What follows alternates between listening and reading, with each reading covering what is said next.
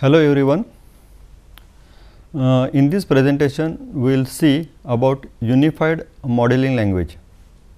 This presentation consists of why to build models, importance of modeling, principles of modeling, and at the end we will see object oriented modeling. Why to build models?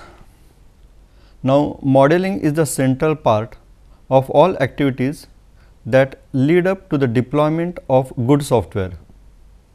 Models are built to communicate the desired structure and behavior of the system, then better understand the system by exposing opportunities for simplification and reuse. Third one is that visualize and control the architecture of the system, and the last one is models are very useful to manage the risk. Now, we will see importance of modeling. A model is a simplification of reality. A model provides the blueprints of a system.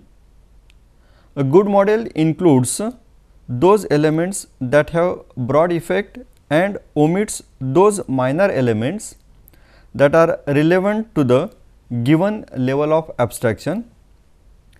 Every system may be described from different aspects using different models, and each model is therefore a semantically closed abstraction of the system.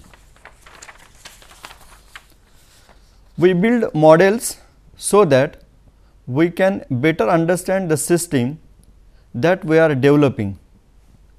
Following 4 aims are achieved through modeling. The first one, models help us to visualize a system as it is or as we want to be. Second, models permit us to specify the structure or behavior of a system. Models give us a template that guides us in constructing a system. And the last one, models document the decision we have made.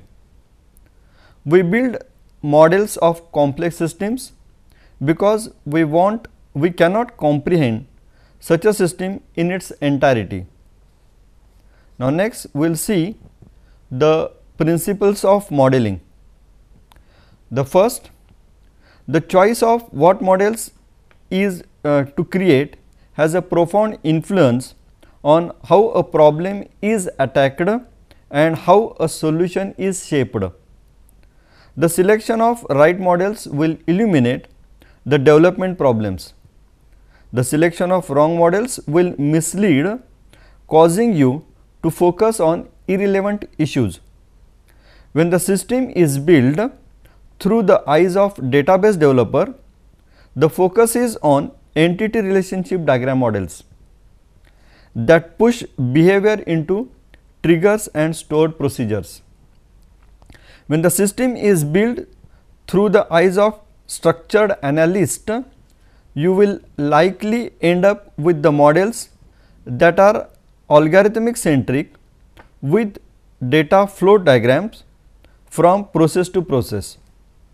If we build system through the eyes of object oriented developer, then you will end up with a system whose architecture is centered around a set of classes that pattern of interaction, that how those classes work together. Among all these approaches, the object oriented view is more superior in crafting flexible architectures even for systems that might have a large database or computational elements. The second principle, every model may be expressed at different levels of precision. An analyst or an end user will want to focus on issues of what is required, and a developer will want to focus on issues of how. Both of these stakeholders will want to visualize a system at different levels of details at different times.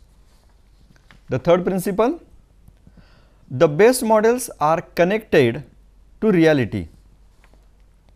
In object oriented systems, it is possible to connect all the nearly independent views of a system into one semantic whole. Last one, no single model is sufficient. Every non-trivial system is best approached through a small set of nearly independent models. In object oriented software systems, to understand the architecture of a system, several complementary and interlocking views are required. There are 5 views of a system. A use case view exposes the requirements of the system. Then the second, that is the design view, captures the vocabulary of the system space or the problem space and solution space. A process view models the distribution of systems, processes and threads. An implementation view addresses the physical realization of the system, and a deployment view focuses on the system engineering issues. Together, these views represent the blueprint of a software. Now, we will see object oriented modeling. In software, there are several ways to approach a model. The two most common ways are from an algorithmic perspective and from an object oriented perspective. The traditional view of software development takes an algorithmic perspective. In this approach, the main building block of all software is the procedure or function. This view leads developers to focus on issues of control and decomposition of larger algorithms into smaller ones. As requirements change, the system grows. Systems built with an algorithmic focus turn out to be very hard to maintain, whereas in an object oriented approach, the main building block of all software systems is the object and class. An object is a thing drawn from the vocabulary of a problem space or the solution space. Every object has identity, that is, you can name it to distinguish it from other objects. Every object has also state and behavior. State means there is some data associated with it, and behavior means you can do things to the objects and it can do things to other objects. For example, consider a simple 3-tier architecture for billing system involving a user interface, middleware and a database. In the user interface, the objects are like buttons, menus, dialog boxes, etc. In the database, objects such as tables, triggers, etc. are present, and in the middle layer you will find the objects such as transactions and business rules.